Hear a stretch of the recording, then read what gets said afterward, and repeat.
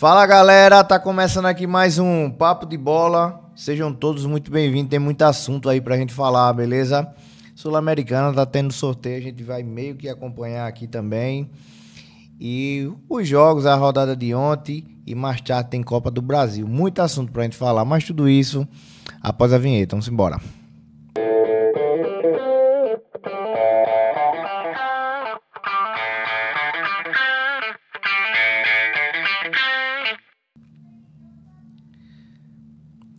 Então é isso, sejam todos muito bem-vindos. Eu queria agradecer aqui primeiramente meu amigo Tiago Luiz aí que deu uma força. Ontem eu estava em Feira de Santana, Bahia, e ele assumiu aqui o pré-jogo do Clube de Regatas Brasil. Muito obrigado, meu amigo Tiago Luiz, da Rádio CBN. Luiz, bom dia, né? Boa tarde. Como é que você tá?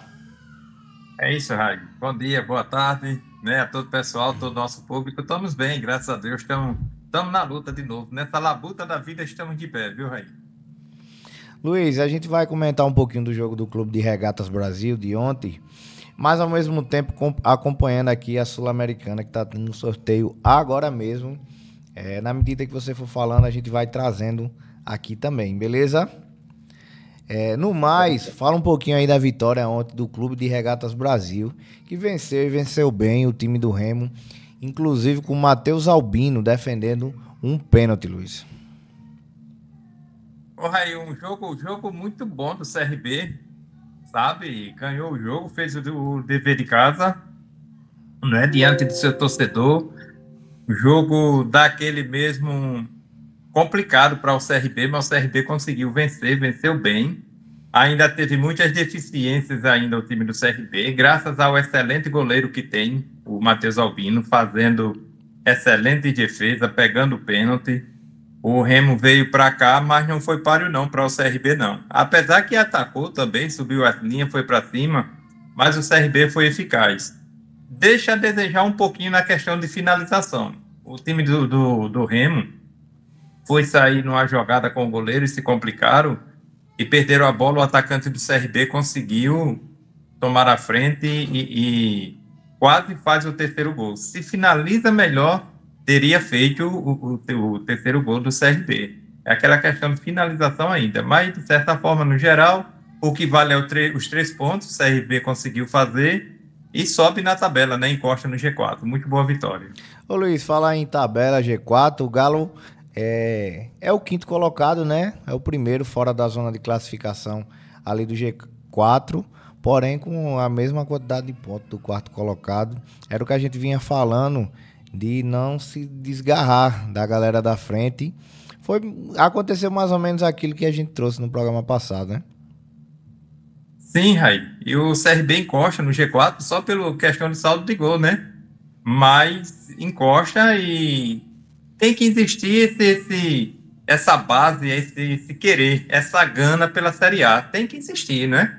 E o time foi eficaz em campo, conseguiu a vitória, mas é aquela coisa, precisa não acomodar. Futebol não pode acomodar de jeito nenhum. Vem o próximo jogo. Quando vier o próximo jogo, é questão de estar dentro, estar em cima para conseguir vencer. Tem que ser assim. Tá tendo sorteio aqui, já saiu alguns confrontos, inclusive de clube brasileiro.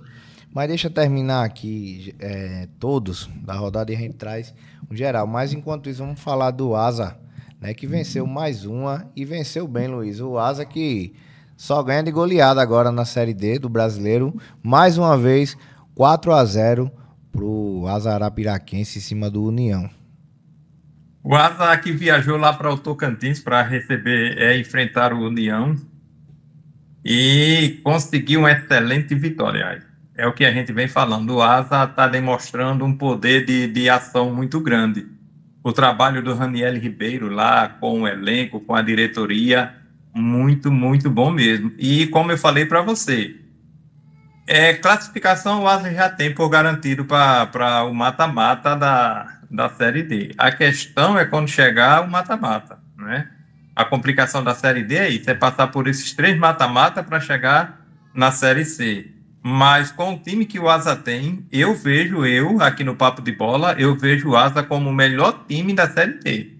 Se ficar pelo caminho, é um desastre. Não pode acontecer de jeito nenhum. E com o time que tem, com o futebol que está jogando, Raí, o Asa vai disputar o título da Série D. É não acomodar de jeito nenhum, assim como a gente falamos de CRB, falar também com o Asa. Não pode acomodar de jeito nenhum para o Asa ser campeão da Série D. Eu já quero até um pouquinho ir além de acesso, falar do título da Série D. O Asa é o melhor time, Raí, bem encaixado, joga bem, tanto em casa como fora de casa. Assim como você falou, o Asa ganha com facilidades, vou dizer assim, viu, com todo respeito à União lá do Tocantins, mas o Asa ganhou com facilidade. Futebol alto em cima, não teve o Júnior Viçosa, né? Estava contundido, mas o Asa permanece muito, muito bem. Muito bom jogo do Asa. Vamos esperar para ver e espero que ele seja o campeão da Série D. A gente vai fazer um pré-jogo só falando do Centro Esportivo Alagoano que joga hoje. Mas no mais, Luiz, comenta do jogo hoje que tem CSA, na verdade São Bernardo e São CSA e CSA, né, às 19h30. Daqui a pouquinho a gente vai para o pré-jogo do CSA, né, e lá no pré-jogo a gente dá uma ênfase maior. Mas já adiantando, para o CSA não é fácil não, viu? Jogo muito complicado para o CSA.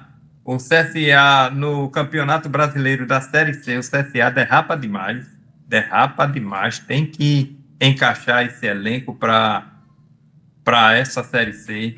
Não pode se desgarrar do grupo dos 8 classificados, não pode se desgarrar de jeito nenhum, tem que estar lá em cima. E hoje tem um jogo muito complicado. Mas vamos esperar na força do CSA, naquilo que o Igor Magalhães trabalhou. Tem algumas baixas no CSA que vai ser preciso improvisar, ver como vai fazer. Um jogo muito complicado, mas esperamos que o CSA realmente encaixe. O time é bom, o elenco é um dos elencos mais caros da Série C. Tem que melhorar, tem que ir para cima e tem que entrar também nessa barca de querer subir para a Série B. Sabe, assim como o CRB briga lá pela Série A, o CSA tem que brigar agora pela Série B, por esse acesso à Série B. E está complicado entrar até na zona de classificação dos outros classificados. Para o elenco que tem, o time que tem e a torcida que tem, o CSA tem que estar dentro do G8 aí na Série C. É hora do Azulão acordar. Bora lá, Azulão. Acorda e entra para o jogo. E ontem, pela rodada do Brasileiro, tivemos alguns resultados aqui, inclusive alguns inesperados. Vamos comentar em cima. Eu vou trazer alguns individual. Aqui o Sport que perdeu mais uma vez por 1-0, continua sendo lanterna da competição. O Botafogo e o Santos, né? O Botafogo que ganhou de 1-0 com a expulsão do Neymar. Ridícula, eu vou dizer assim, ridícula. Ficou feio pro Neymar, cara. O Grêmio, né, que volta a vencer 2-0. Flamengo, que é o líder, 5-0 em cima do Fortaleza. O Corinthians, que vem numa crise aí, ninguém sabe quem é o presidente, tá um caso sério lá, torcida organizada invadindo sala de diretoria, enfim. Mais uma vez empata 0-0 com o Vitória. E o Palmeiras, que perdeu por 2-1 para o Cruzeiro, Luiz. Vamos falar separadamente aí. Fala primeiro do Sport, perdeu por 1-0 do Mirassol. O Sport, Raí, é passos largos a Série B do Campeonato Brasileiro. O time do Sport não encaixa de jeito nenhum.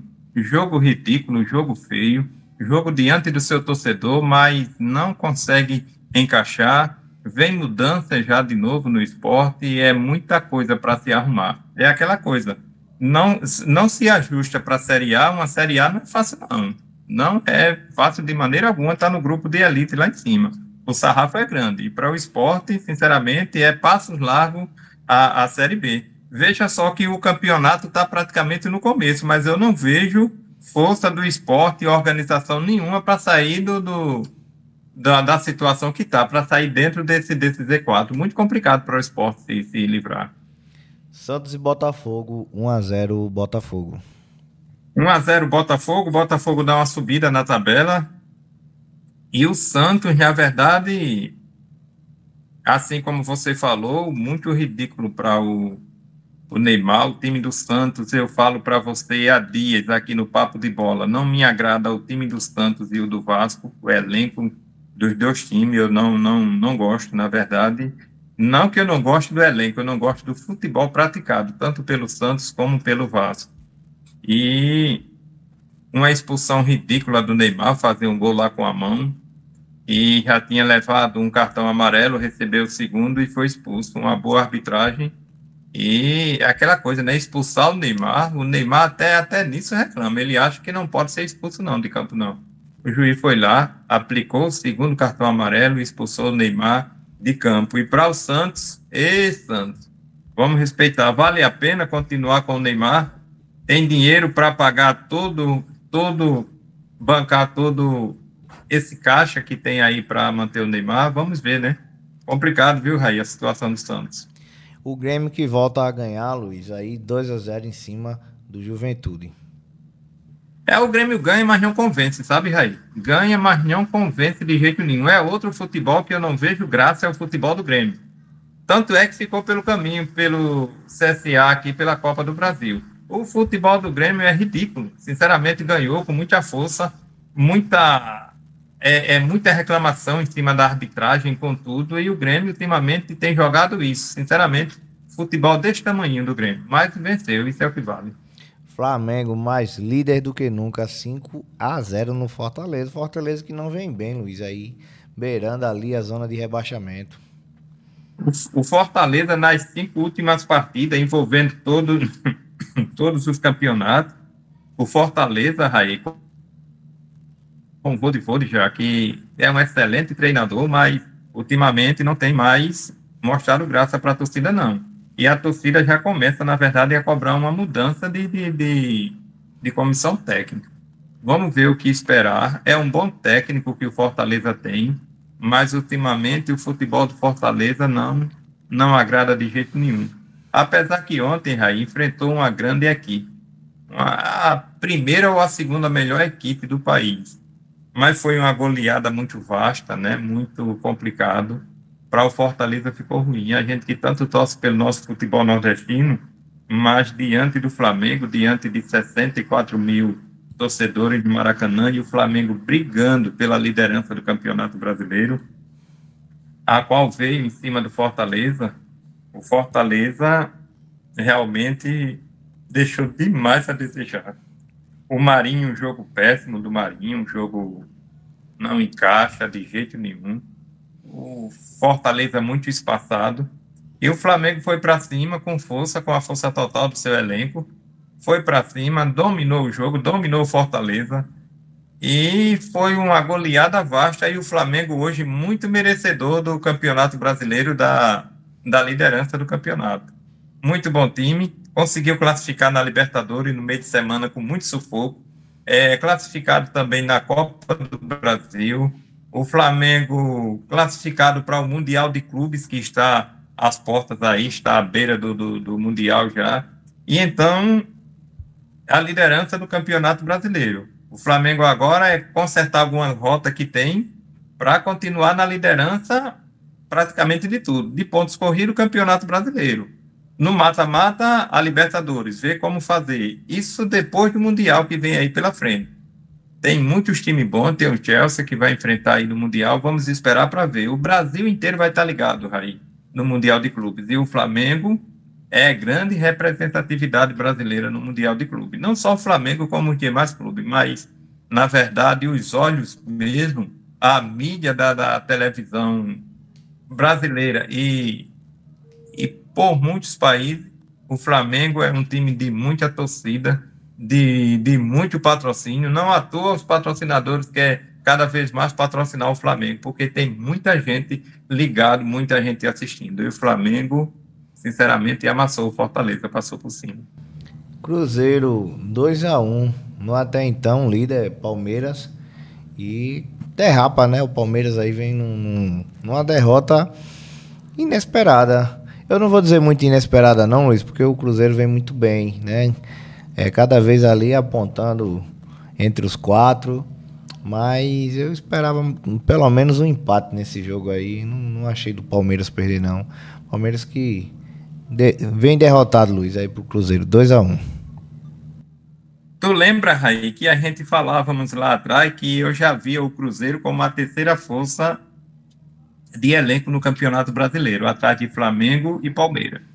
E o Cruzeiro começa a demonstrar essa força, essa qualidade de elenco que tem, né, pela organização do seu técnico, do Leonardo Jardim, né, muito, muito bom técnico, organizado. Gabriel Barbosa no banco, só entra no segundo tempo, e o Cruzeiro, sinceramente, se organizou muito. O futebol do Cruzeiro, muito, muito bom. Venceu o Palmeiras, um primeiro tempo muito bom do Cruzeiro, o segundo tempo não tanto. O Palmeiras foi para cima, conseguiu fazer um gol, mas ficou por isso mesmo. O Cruzeiro ganhou 2-1, vai lá para a segunda colocação no Campeonato Brasileiro, a 1 ponto atrás do Flamengo, e o Palmeiras cai de primeiro para quarto colocado. E uma coisa ridícula, Raí, no jogo do Palmeiras, sinceramente, eu acho ridículo isso. Por parte da comissão técnica do Palmeiras, é depois do jogo, o técnico Abel Ferreira empurrar um cinegrafista que estava ali na entrada do túnel de acesso ao vestiário. Ele empurrar o cinegrafista e depois na coletiva, na entrevista, dizer que ali não era lugar para ele estar, portanto que ele empurrou. Eu acho isso muito, muito ridículo para um profissional do quilate do Abel Ferreira, sinceramente. Não estamos aqui para passar pano para ninguém, né? A sociedade brasileira precisa ser respeitada, o técnico do Palmeiras precisa ser respeitado, como também precisa respeitar os cidadãos que estão trabalhando, respeitar os torcedores. É muito ridículo para o Palmeiras, para a instituição palmeirense, na verdade. Caiu para quarto lugar. O futebol do Palmeiras, tu vê, no meio de semana ganhou de 5-0, né, pela Libertadores, e perdeu para o Cruzeiro 2-1. Futebol é isso, o sarrafo é muito grande dentro do Campeonato Brasileiro. O nível precisa estar lá em cima o tempo inteiro, o tempo inteiro. Quando o Felipe Luiz fez aquela rota de priorizar o Campeonato Brasileiro e deixar a Libertadores de lado, todo torcedor cai em cima do Felipe Luiz lá no Flamengo, criticando. Bem assim é no Palmeiras. É grande, a cobrança é grande, é time organizado, é time de torcida, é time financeiramente muito bem equilibrado, e a torcida cobra bastante, bastante mesmo. E estão cobrando uma posição do técnico do Abel Ferreira, de uma melhor postura do time em campo, um time, o elenco mais caro do país, na verdade o elenco mais caro do país, e o futebol do Palmeiras ganha, mas na verdade não agrada, não é aquele futebol bonito. O que nós falamos lá atrás, o Palmeiras ganha, por incrível que pareça, ganha de 5-0, como ganhou na Libertadores essa semana. Mas não é um futebol bonito, um futebol que a torcida no outro dia esteja comentando, sabe? É isso. O Palmeiras caiu lá para a quarta posição no Campeonato Brasileiro, vai disputar o Mundial, grande time também para disputar o Mundial, grande representatividade para o futebol brasileiro, mas não vejo um futebol bonito no Palmeiras. E a torcida começa a cobrar o Abel Ferreira por todos os lados. O empurrão que deu no cinegrafista, um time melhor escalado em campo, né? Jogadas ensaiadas que não saem o Palmeiras, e tem lá um fuzuezinho. Vamos esperar no decorrer da semana para ver o que acontece. Corinthians, Luiz, que empatou com o Vitória em meio a um caos, né? Como eu tinha citado aqui um pouco antes, torcida organizada invadindo a área lá da diretoria do clube. Uma situação chata e muito difícil para o time do Corinthians. Como é que você enxergou esse empate? Porra, aí, na verdade, o Corinthians, o Vitória teve grande mérito de ir lá empatar, viu, Raí? Grande, grande mérito, porque o elenco do Corinthians é muito bom, e o Vitória foi com toda a força, foi lá, encarou de frente e arrancou o empate, tirou pontos do Corinthians lá diante do seu torcedor. Bom desempenho do Vitória. E quanto ao Corinthians, aí eu falo para todos os nossos telespectadores que estão nos assistindo, nos vendo nesse momento, que me desculpe você que é torcedor corintiano, sinceramente, sem demagogia nenhuma ao Corinthians, mas a desorganização no Corinthians é muito grande. Por incrível que pareça, um time com uma torcida imensa que é o Corinthians, ele não consegue se organizar. E a gente até levanta uma pergunta, uma interrogação nessa situação. Por que tudo isso acontecendo no Corinthians? O Corinthians é time de grandes patrocinadores, é time de grande torcida, e o Corinthians não consegue se organizar, por quê? A prestação de conta do Corinthians não bate, é muito, muito complicado, sinceramente. Não tem uma auditoria dentro do Corinthians para ver o que realmente entrou, o que saiu, é uma desorganização terrível. E se continuar com essa esfera de trabalho no Corinthians, com o passar dos anos, a tendência é cair. Tem que se organizar agora. Diretoria do Corinthians tem que sentar, conversar e se organizar. Porque no futuro, nesses 2, 3 anos, se continuar com essa desorganização, o Corinthians vai ser sério candidato às séries inferiores ao Campeonato Brasileiro.